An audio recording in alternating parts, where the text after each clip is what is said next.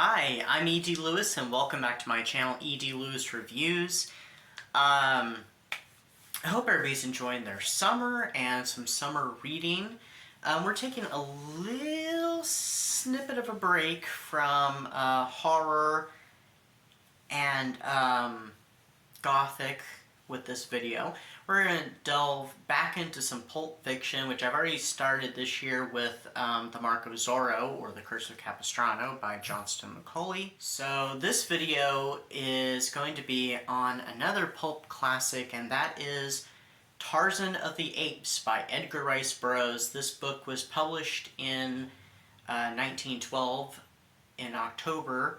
So, and I think this book was originally serialized, but it was published in 1912, so that's 110 years, so it's definitely kind of old, that's for sure.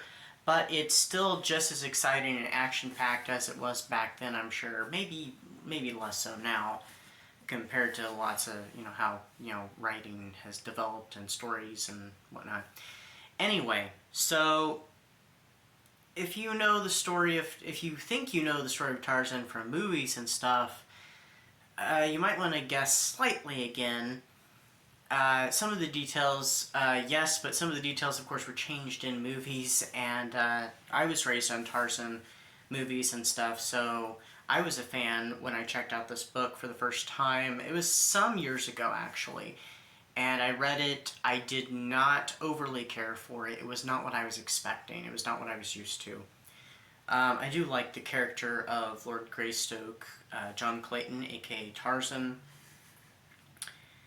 But on this go-around, I will say up front that it actually was a much better read than my first impression was. So the Clayton family are marooned in Africa after a mutiny has taken place on their ship, and they are told that they'll be picked up later on. This is John Clayton and his wife Alice. They are seemingly not picked up and, basically have to survive in the wild jungles of Africa on their own. And this is in the late 1800s. This is, I think, around like the 1880s or so. So they build a house and stuff, and Alice is about to give birth, and she does, to a baby boy whom they name after the father. So he is, I think he's John Clayton III, technically, and the heir to Greystoke in England. Well, unfortunately, his parents both die, and he ends up being raised by apes.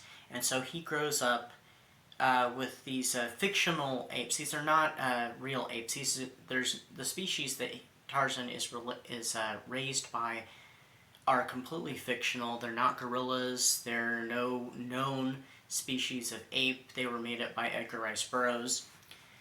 And so he learns their language, he learns their ways, he lives as one of them and has all sorts of adventures trying to, survive and stuff, especially when he's scrutinized by his new family, the family that raised him, his adoptive family.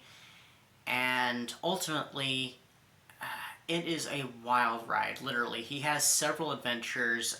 There's several attacks. He has to fight off natives. He has to fight wild animals. He has to prove himself to some of the other apes.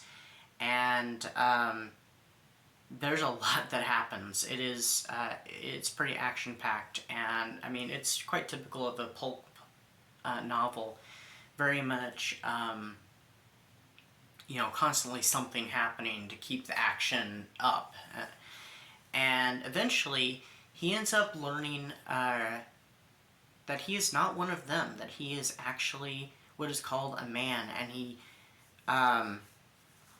eventually ends up meeting these people that also, years later when he's an adult, who, in the early 1900s, that have also been marooned by a mutiny of their own, and they are the Porters, Professor Archimedes Q. Porter, I think, his daughter Jane, a relative of his own, a servant to the Porter family, and the secretary to Jane's father. And just the action even ramps up from there as he has to protect them from the wilds and stuff and help them on their little adventure and quest as well. Now, I'm leaving out a bunch of plot because there's more plot that even comes after that. There's a lot of subplots and twists and turns in the story. It is actually very exciting. And like I said, I liked it much better this go around, so, you know.